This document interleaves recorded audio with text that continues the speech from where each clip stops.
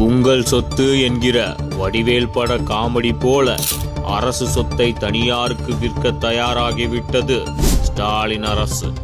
ஏழை எளிய மக்கள் குறைந்த செலவில் திருமணம் உட்பட சுப நிகழ்ச்சிகளை நடத்துவதற்காக கட்டப்பட்ட அம்மா மண்டபங்களைத்தான் கூவி கூவி ஏலத்தில் விற்க முடிவு செய்துள்ளார் ஸ்டாலின்.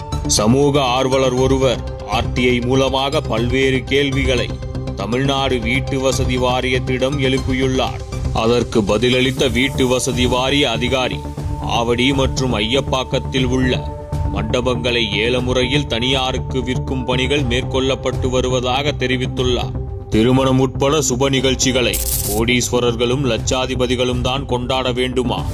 மண்டபம் பிடித்து ஊரே மெச்சும்படி ஏழைகள் சுப நிகழ்ச்சிகளை நடத்த முடியாதா என்கிற கேள்விக்கு பதிலாக உருவானதுதான் அம்மா மண்டபங்கள்.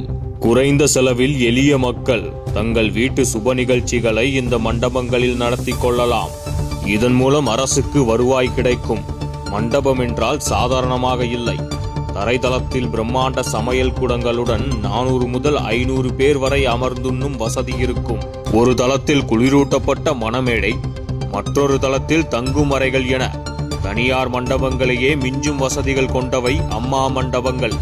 ஏழைகளும் இனி சுப நிகழ்ச்சிகளை விமர்சையாக நடத்தலாம் என்கிற உயர்ந்த நோக்கத்தோடு கொண்டு வரப்பட்ட இந்த அம்மா மண்டபங்களின் தற்போதைய நிலை என்ன?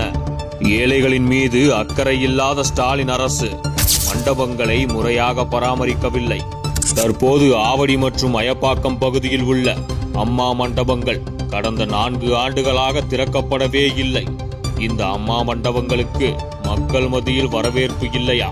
அதனால் தனியாருக்கு விற்க போகிறார்களாம். திறந்தால்தானே வரவேற்பு கிடைக்கும். அரசு சொத்தை தனியாருக்கு விற்கும் முடிவை யாரை கேட்டு இந்த அரசு எடுக்கிறது? இனியும் இந்த ஆட்சி தொடர்ந்தால் தமிழகத்தையே ஒரு நாள் ஏலத்தில் விற்று விடுவார்கள் என கொந்தளிக்கிறார்கள் பொதுமக்கள்.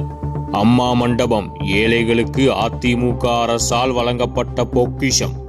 ஆட்சியாளர்களின் செவிகள் இதை கேட்குமா?